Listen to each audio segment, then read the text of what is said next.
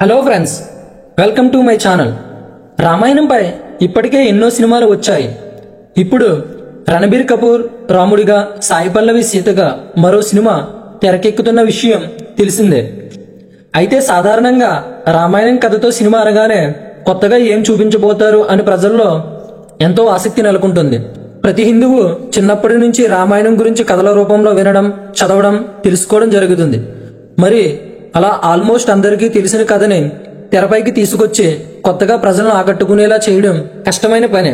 అందులోనూ సున్నితమైన అంశాలను చిత్రీకరించే విషయంలో తగిన జాగ్రత్తలు తీసుకోకపోతే సినిమా వివాదాస్పదం అవ్వడం, సినిమా ఫెయిల్ అవ్వడం అనేది ఇంతకు ముందు సినిమాల్లో మనం చూసాం. అయితే ఇప్పుడు రాబోతున్న ఈ హిందీ రామాయణంలో కొత్తగా ట్రై చేస్తున్నారనే టాక్ అయితే వినిపిస్తుంది. సో అదేంటో చూసేద్దాం. బాలీవుడ్ లో రామాయణం ఆధారంగా నితీష్ తివారీ దర్శకత్వంలో ఓ భారీ ప్రాజెక్ట్ సెట్ అయిన సంగతి తెలిసిందే. ఇందులో శ్రీరాముడిగా రణబీర్ కపూర్, సీతగా సాయి పల్లవి నటిస్తున్నారు. రాముడు సీత పాత్రలో మేకోవర్ అయిన రణబీర్, సాయి పల్లవి ఫోటోలు ఇప్పటికే లీక్ అయి వైరల్ అవుతున్నాయి. ఈ సినిమాలో రావణుడి పాత్రలో యష్ నటిస్తున్నాడని అంటున్నారు. రామాయణం సినిమాలో నటిస్తున్న ప్రముఖ నటుడు ఆదిత్య దేశ్ముఖ్ ఓ ఇంటర్వ్యూలో ఈ సినిమా గురించి మాట్లాడుతూ యష్ ఈ సినిమాలో రావణుడి పాత్ర చేస్తున్నట్లు కన్ఫర్మ్ చేశారు.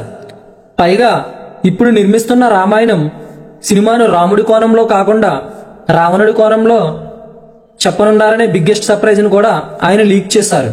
అంటే ఇప్పుడు రూపొందుతున్న రామాయణంలో రావణుడు విలన్ మాత్రమే కాదు, మొత్తం రామాయణాన్ని రావణుడి కోణంలోనే ప్రేక్షకులకు చూపించనున్నారు మేకర్స్. అయితే నిజానికి రామాయణం అనగానే రాముడే హీరో అనుకుంటారు. అయితే ఈ సినిమాలో మాత్రం రావణుడి పాత్రకు మంచి స్కోప్ ఉండడంతో యష్ను ఆ పాత్రకు ఎంపిక చేశారని మొదటి నుంచే టాక్ వినిపిస్తుంది. ఇప్పుడు అదే నిజమైంది. కానీ మేకర్స్ కి ఇది సాహోపేతమైన నిర్ణయం అని చెప్పవచ్చు. ఎందుకంటే భారతీయులు రాముడిని మాత్రమే హీరోగా, దేవుడిగా ఎన్నో తరాల నుంచి కొలుస్తూ వస్తున్నారు. కానీ ఇప్పుడు సడన్ గా రావణుడి దృష్టి నుంచి చూడడం లేదా రావణుడిని మెయిన్ గా హైలైట్ చేయడం అనేది సినిమా రిలీజ్ అయిన టైంలో సమస్యగా మారే అవకాశాలు కూడా ఉన్నాయి. మరి ప్రేక్షకులను కన్విన్స్ చేసే పాయింట్ మేకర్స్ దగ్గర ఉంటే తప్ప జనాలు దీన్ని యాక్సెప్ట్ చేయలేరు. ఇలాంటి సెన్సిటివ్ టాపిక్స్ తీసేటప్పుడు జాగ్రత్తలు వహించకపోతే సినిమా వివాదాస్పదం అవ్వే అవకాశాలతో పాటు సినిమా డిజాస్టర్ అయ్యే అవకాశాలు కూడా ఎక్కువగానే ఉన్నాయి. అంతేకాకుండా ఈ మూవీతో యష్ కూడా సినిమా నిర్మాతగా మారుతున్నట్లు వెల్లడించారు.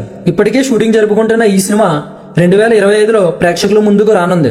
మరి రావణుడి కోణంలో తీస్తున్న ఈ మూవీ ఎంతవరకు ప్రజలు ఆకట్టుకుంటాదో చూడాలి.